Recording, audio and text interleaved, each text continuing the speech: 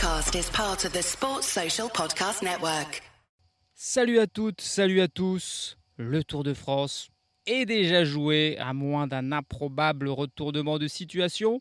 Mais c'est pas grave, il y aura d'autres choses intéressantes sur ce tour, la lutte pour le podium ou, comme aujourd'hui, les victoires d'étape, puisqu'aujourd'hui, je vous le dis, Pogačar ne gagnera pas. C'est une étape toute plate qui arrive à Bordeaux. Bordeaux, c'est après Paris, le sprint le plus prestigieux à remporter pour les sprinteurs. Et c'est aujourd'hui l'occasion de se montrer. C'est Olaf Koy qui a remporté le premier round il y a 2 jours. Aujourd'hui, Tim Merlier, Jasper Philipsen vont vouloir prendre leur revanche. Binyam Girmay, Max Kanter, Phil Bauhaus, Pascal Ackermann, Dorian Godon, on a vu aussi se mêler au sprint. Soren Zverej-Kold, Milan Fretin, Pavel Bittner, Fernando Gaviria, ils voudront tous tenter de s'imposer. Et puis on aura bien sûr Mats Pedersen qui sera là pour également tenter de gagner, mais surtout prendre des points au classement du maillot vert. Il n'y a pas grand-chose aujourd'hui. Il y a un sprint intermédiaire au bout de 120 km, un petit col de 4e catégorie au bout de 140 km qui donnera un petit point au classement de la montagne, un classement que domine également Tadej Pogačar. Et puis c'est tout sur une étape de 175 km. Personnellement, je suis situé à peu près au kilomètre 103, sur du plat, puisque tout est plat aujourd'hui. La question, comme il y a 2 jours, aura-t-on ou non une échappée? La chaleur est accablante, il fait très très lourd, je peux vous le confirmer, car je le vis moi-même. Donc ça pourrait être, surtout après la terrible étape d'hier où Pogačar et la Team Emirates ont essoré tout le monde, ça pourrait être une étape de transition sans peut-être la moindre échappée. Chute de Bellocchi juste devant Armstrong qui est parti dans le terrain. Et attaque de Pierre Roland. Voilà ce que nous disons depuis le début de ce Tour de France. Une chute terrible. Christopher Froome à pied. Mais quelle image du Tour. On n'a jamais vu ça. 100% cyclisme, le podcast du vélo en direct. Ça va Marion? Désolé. Allez, c'est parti. Le kilomètre 0. Est-ce qu'on aura des échappées? Est-ce qu'on aura des attaques? Non mais c'est incroyable. C'est encore Baptiste Weishofer qui retourne dès le kilomètre 0. J'ai plus de mots pour qualifier toute mon admiration pour ce coureur. Et en plus, il n'est pas tout seul. Il est suivi par un coureur de la Cara-Rural. Même s'ils ont Fernando Gaviria dans cette équipe, c'est quand même normal que cette équipe invitée aille à l'avant. C'est Jakub Otruba, le Tchèque. Ça fait 100% de coureurs de plus que la dernière fois. Il était tout seul, là ils sont 2. Baptiste Weishofer, Jakub Otruba, qui s'envolent dès le kilomètre 0. Il est fort probable que ce soit déjà l'échappée du jour qui se soit faite. On voit que le reste du peloton est tranquille, groupé, laisse partir ces 2 coureurs. L'infatigable Weishofer accompagné de Otruba, aussi un spécialiste des échappées. Puis aujourd'hui on notera un coureur non partant, c'est le porteur du maillot jaune jusqu'à hier, Thorsten Trein, lourdement chuté hier dans la descente du Tourmalet et qui aura connu tous les bonheurs et tous les malheurs sur ce Tour de France. Il abandonne, le coureur de l'Uno-X.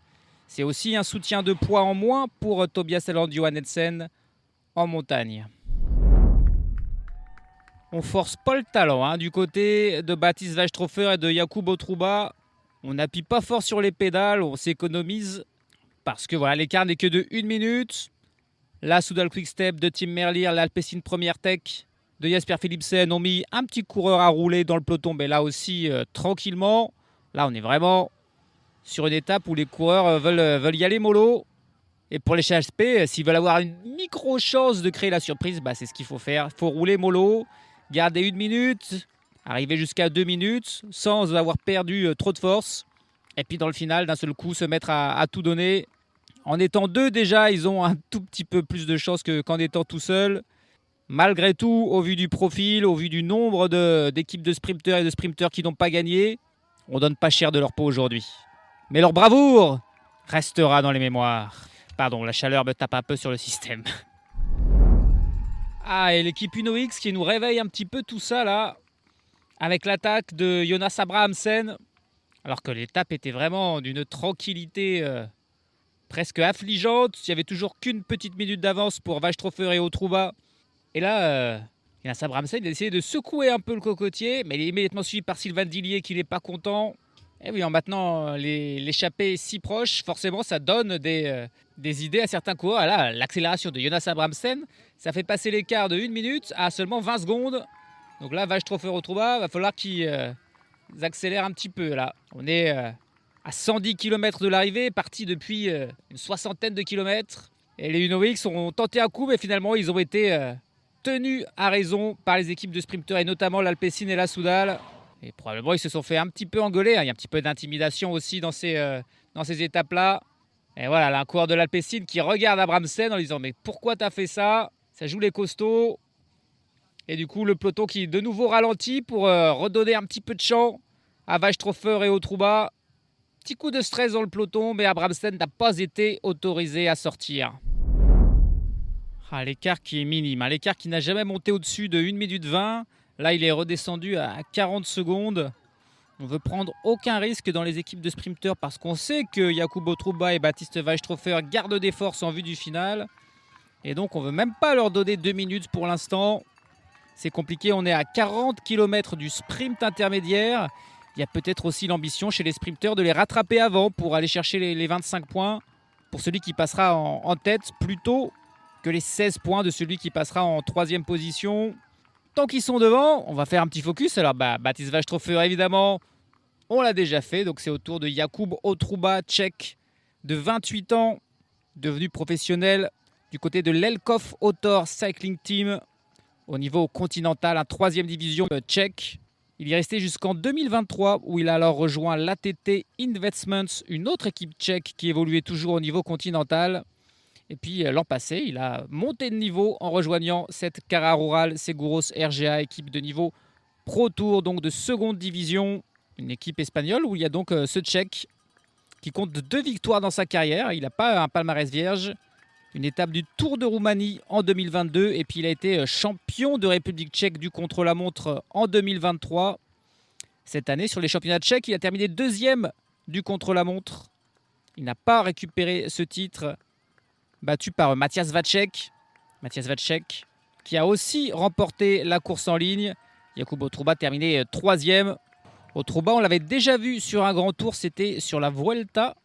L'an dernier, il avait terminé 22e d'une étape comme meilleur résultat. Donc voilà, pas de top 10, pas même de top 20 sur une étape. Aujourd'hui, c'est son premier Tour de France.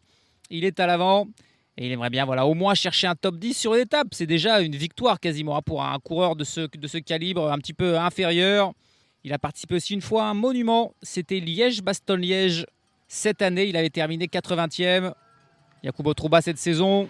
Au niveau World Tour, on l'avait vu sur Tirreno Adriatico notamment, mais là non plus sans jamais performer. À part d'ailleurs cette saison sur les championnats de République tchèque, il n'a fait qu'un top 10 cette saison. C'était le chrono inaugural du Grand Camino où il avait pris la 5e place. C'est donc un bon rouleur. Jakub Otruba, c'est un bon gabarit lui aussi, comme Baptiste Weistrofer. Un duo de costauds, de rouleurs malheureusement, avec une avance minime, même si là, le temps que je dise tout ça, l'écart est repassé au-dessus de la minute. Voilà, ça joue. Ça joue. Le peloton qui joue avec les échappés, mais les échappés qui jouent aussi avec le peloton, c'est un petit peu à celui qui roulera le moins vite et celui qui gardera le plus de force dans le final, qui est encore loin. On est à 92 km de l'arrivée. Baptiste Weistrofer et Jakub Otruba qui vont passer en tête au sprint intermédiaire. C'est bon, ils ne se seront pas fait repris. Ils ont 1 minute et 15 secondes d'avance sur un peloton qui évidemment accélère lui aussi en vue de ce sprint intermédiaire. Mais là, on se battra pour la 3e place dans ce peloton. Est-ce qu'ils vont se livrer, Jakub Otruba et Baptiste Weistrofer, ou est-ce qu'ils se seront mis d'accord? Non, ils vont se livrer entre eux jusqu'au bout. Le sport entre les 2 coureurs, Weistrofer, Otruba. Et ça va être Baptiste Weistrofer qui va passer en tête devant le Tchèque, prendre 25 points et la petite trim qui va avec. C'est beau, ils travaillent ensemble dans l'échappée, ils s'entendent vraiment bien, mais aussi quand même, ils font du sport, ils se livrent. Probablement qu'ils vont se livrer aussi pour le petit point de la montagne qu'il y aura à aller chercher dans quelques kilomètres aussi. Mais plus intéressant, ça va être le sprint du peloton. On a en vrai 4 coureurs intéressés. C'est Max Kanter, c'est William Girmay, c'est Jasper Philipsen et c'est Mats Pedersen. Et encore une fois, là, l'Astana, 4 coureurs pour amener Max Kanter. On a Anthony Turgis aussi qui, comme toujours, se mêle à la lutte. Mais voilà, tous les sprinteurs sont seuls, Pedersen, Girmay et Philipsen, sauf Max Kanter qui a des équipiers avec lui. Ça avait très bien marché hier. Allez, Pedersen qui décide de surprendre en lançant de très loin avec Girmay dans sa roue. Jasper Philipsen pour l'instant en 3e position. Attention, Philipsen, il a pris des risques. Et Max Kanter qui s'est fait surprendre par Mats Pedersen, même si ça remonte. C'est sur la ligne, mais c'est Pedersen qui doit passer en tête. Il me semble devant Girmay. Peut-être Canter en 3e position. Un sprint très disputé. Max Canter, là, il avait un beau train devant lui. Mais problème, quand Pedersen a lancé, il avait encore 2 équipiers devant lui, du coup, et il a réagi un petit peu tard. Et c'est Pedersen qui remporte ce sprint intermédiaire. Ça n'augure pas forcément le vainqueur final du jour, mais on sent encore que l'XDX Astana Team, vraiment, ils ont des beaux trains. Ils sont là pour faire les sprints. Dans une quinzaine de kilomètres désormais, le nouveau point d'intérêt, la côte de Béguet, 1 km 400 à 4,7%. On devrait voir au Trouba et Weistrofer, encore une fois, se disputer gentiment pour passer la ligne en premier. On va arriver au sommet de cette côte de Béguet. Nos 2 hommes de tête ont 1 minute d'avance, Weistrofer et Otruba. Ils vont encore se livrer, ça y est. Pour l'instant, c'est Weistrofer qui est devant. Mais Jakub Otruba qui est en train de le dépasser. Est-ce qu'il va réussir à se venger Otruba sur la ligne? Alors ça se joue à rien. Mais c'est encore Baptiste Weistrofer qui passe en tête et qui prend un petit point. Et ils ont dû se mettre d'accord, je pense, on se livre, à mon avis. Et les 2 fois, c'est Weistrofer qui est passé en tête, là, qui prend un petit point au sommet de cette côte de Béguet. Et désormais, voilà, ça va défiler jusqu'à Bordeaux. Il reste 37 km 500, 56 secondes d'avance sur le peloton. Même s'ils ont certainement encore des forces. Pas vous mentir, c'est impossible que ça aille au bout. Il aurait fallu qu'il soit 1 ou 2 de plus pour faire le même coup que Frédéric Versness sur le Giro avec sa victoire dans les rues de Milan, alors que tout le monde attendait un sprint. Là, ils sont que 2. Ça paraît plus difficile. Et puis, d'autant plus qu'il y a tellement d'équipes motivées pour le sprint que c'est une mission, encore une fois, quasi impossible pour Baptiste Weistrofer, le sanglier de Fouesnant. Ah, ils y retournent les Uno-X. Ça, c'est génial. Qu'est-ce que je l'aime, cette équipe aussi. Avec Anders Carset là, qui est en train de lancer en fait un petit peu Jonas Abrahamsen. On est à 22 km de l'arrivée. Il a dû être vexé qu'on l'ait un petit peu engueulé tout à l'heure quand il a essayé. Pas de souci. Il recommence Jonas Abrahamsen. Mais bien sûr, la Soudal, la NSN et l'Alpecin sont sur son cas. Il a réussi à prendre 5 mètres d'avance seulement. On le laisse absolument pas partir. Ils le reprennent au sprint. On ne veut pas laisser partir Jonas Abrahamsen. Et bien sûr, cette accélération, ça va aussi un petit peu condamner Weistrofer et Otruba. Il n'y a plus que 15 secondes d'avance. Et voilà, Jonas Abrahamsen qui coupe son effort. Ça n'a pas marché. Encore une fois, les équipiers des sprinteurs qui lui jettent des petits coups d'œil en disant « Non mais arrête gamin, arrête ». Abrahamsen, c'est vraiment de la même trempe que Weistrofer. C'est les meilleurs. Et l'année dernière, il a réussi à remporter son étape. Je souhaite à Weistrofer le même destin, mais ça ne sera probablement pas aujourd'hui. Il n'y a plus que 7 secondes d'avance et Weistrofer qui tente de se débarrasser d'Otruba. Là, il sent que les minutes sont comptées, peut-être même les secondes. Et il n'arrive pas à lâcher Otruba. Il se retourne et ils se font quand même un petit check. Ils s'entendent tous les deux. Ils se sont livrés les sprints. Là, ils se sont même un petit peu attaqués, mais on sent qu'ils ont été copains quand même dans cette échappée ensemble. Il n'est même pas impossible qu'ils avaient décidé dans le départ fictif de partir ensemble dès le kilomètre 0. Mais l'aventure qui va bientôt s'arrêter pour ces 2 hommes. Et voilà, fin de l'aventure à 17 km 500 de l'arrivée pour Jakub Otruba et Baptiste Weistrofer qui sont repris. Sans la moindre surprise, peloton groupé désormais et on va aller se livrer ce sprint attendu dans les rues de Bordeaux. Intenable l'Uno-X qui retourne là avec Anders Carset, qui veut relancer encore Jonas Abrahamsen à 11 km de l'arrivée. Ils sont suivis par Casper Asgreen qui tente de les accompagner. Coureur de la Lotto aussi, de la Picnic. Mais là, non, le peloton est vigilant. C'est vrai que ça roulait très doucement, mais immédiatement, ça a réagi. Mais encore une fois, il arrive à prendre seulement 5-10 mètres d'avance Jonas Abrahamsen et les équipiers des sprinteurs sont sur lui. 3e tentative de Jonas Abrahamsen de s'isoler dans ce final. Et pour la 3e fois, c'est raté.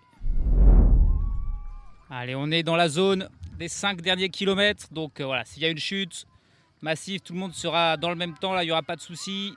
Et attention, là, parce qu'il y a des virages dans cette entrée dans Bordeaux. C'est pour l'instant la Net Company Ineos qui est aux avant-postes. Avec Dorian Godon qui n'est pourtant pas un pur sprinter. Mais voilà, c'est lui sur lequel on mise du côté de cette équipe. La Cofidis de Milan Freut a encore une fois bien placé comme il y a 2 jours. L'Alpecin Première Tech et la NSN de Biniam Girmay sont en second rideau. En 3e rideau, la Decathlon d'Olaf Koy. Mats Pedersen se dérouille tout seul. Il est dans la roue de Milan Freutin du côté de la Cofidis. La Stana aussi un petit peu plus loin pour l'instant. La Decathlon est aussi pour l'instant encore cachée pour Olaf Koy. Tim Merlier également. C'est la Net Company et la Cofidis qui sont aux avant-postes. Attention à ne pas être en avant trop tôt. 3 km 500 de l'arrivée. C'est Joshua Tarling qui mène un peloton évidemment désormais très étiré en file indienne. La Bahrain victorieuse qui tente de remonter. Phil Baos. La Tudor, ils ont plus Arvid de Klein, mais ils ont encore Rick Plummers aussi pour faire le sprint. Et la Cofidis, seule aux avant-postes désormais avec 2 coureurs aux 2 premières places. L'Alpecin Première Tech semble être la mieux organisée avec 5 coureurs là, bien alignés. Oh, attention, ça frotte là entre Philipsen et un Astana, peut-être Max Canter. Et d'ailleurs, c'est Alpecin Première Tech qui est en train d'accélérer pour prendre la gauche de la route. Allez, l'Alpecin qui est aux avant-postes, alors que la police est là pour me surveiller. Un équipier de Jasper Philipsen qui s'enlève. Encore 4 équipiers pour Jasper Philipsen à 2 km de la ligne. Derrière, c'est beaucoup plus désorganisé. Quelques coureurs de la pique-nique pour remonter Pavel Bittner. Mats Pedersen toujours tout seul qui remonte. Tim Merlier, il a un seul équipier. On va arriver à la flamme rouge et c'est toujours l'Alpecin Première Tech aux avant-postes. Plus que 3 coureurs.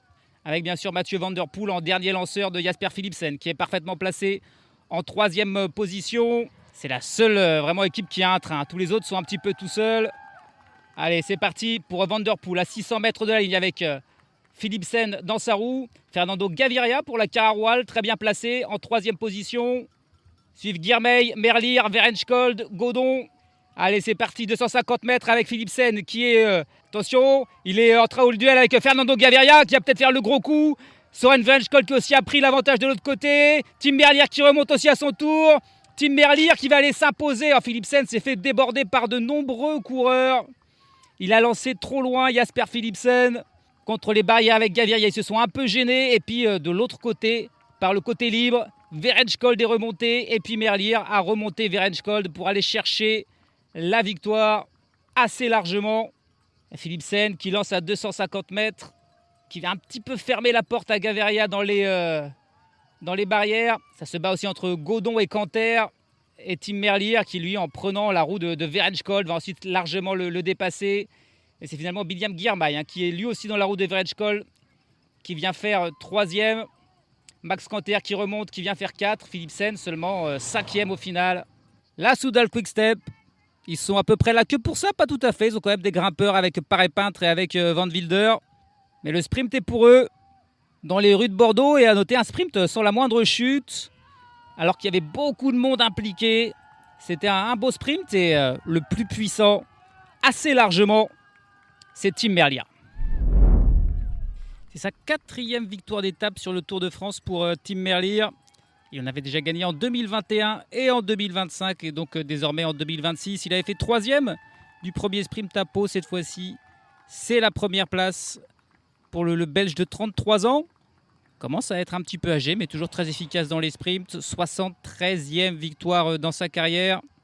A noter qu'il n'a encore jamais gagné par contre sur la Vuelta. Il faudra qu'il aille chercher quelques étapes parce qu'il compte aussi 4 victoires d'étape sur le Giro. 4 sur le Tour de France, donc, mais aucune sur la Vuelta. S'il veut compléter les victoires d'étape dans les 3 grands tours, il faudra qu'il aille s'imposer en Espagne. Sur ce Tour de France, c'est donc fait avec un bon vélo d'avance sur Soren Verenskold pour l'UNO-X. Malgré les tentatives de Jonas Abramsen tout au long de l'étape, ils avaient aussi leur sprinter Verenskold qui était là, qui vient faire 2e. William Girmay 3e. Max Canter encore bien placé 4e. Philipsen, il déçoit là, seulement 5e alors qu'il était parfaitement lancé par Van Der Poel, mais il a peut-être été lâché un petit peu trop tôt. Le reste du top 10 complété par Phil Baos, Hub Hartz, Dorian Godon, Mats Pedersen et puis Tom Van Asbroek, le lanceur de Girmay de la NSN. Fernando Gaviria, parfaitement placé dans la roue de Jasper Philipsen, mais il a été gêné. Ensuite bloqué contre les barrières, il finit seulement 14e. Juste derrière Milan Fretin et Pascal Ackermann. Olaf Koy, par contre, absent des débats aujourd'hui, 23e. Il n'a jamais pu participer au sprint, le vainqueur d'il y a 2 jours. Quelques coureurs ont lâché dans le final pour essayer de garder des forces et ont perdu 2, 3, voire 5 minutes. C'est le cas de Marco Frigo, le coureur de la NSN Cycling Team qui termine dernier du jour à 5 minutes et 7 secondes. Bien sûr, les coureurs du classement général, eux, étaient tous dans le même temps que le peloton et aucun changement. Tadej Pogačar largement leader devant Vingegaard et Del Toro. Au classement par points, Mats Pedersen a encore une belle avance, il a 204 points. William Girmay en a 145 et Max Canter 140. Au classement de la montagne, évidemment, pas de changement pour Pogačar, leader devant Vingegaard et Martinez, tout comme le maillot de meilleur jeune sur les épaules de Del Toro devant Ayuso. Et c'est que ça, tous ces classements devraient rester identiques demain parce que demain, c'est une nouvelle étape pour sprinter entre Périgueux et Bergerac. 2 petites côtes de 3e catégorie qui ne feront pas peur à grand monde. Alors, est-ce que Baptiste Weishofer, oui ou non, retentera la mission impossible de s'échapper dans une étape toute plate pour tenter de s'imposer? On verra ça. Mais sinon, Philipsen voudra prendre sa revanche face à Merlier et tous les autres sprinteurs qui n'ont pas encore gagné sur ce Tour de France. Il ne faudra pas se rater parce que voilà, des opportunités, il n'y en aura pas non plus des masses. Demain, ce sera la 3e pour les sprinteurs avec 100% cyclisme qui sera bien sûr là. Aujourd'hui, dans le final, une voiture de police est venue se garer juste derrière moi là, pour voir ce que je faisais. Il voulait peut-être tout simplement suivre la fin de la course. Mais c'est bon, je ne suis pas dans les geôles. Je vais pouvoir continuer à suivre ce Tour de France. Salut à tous, salut à toutes.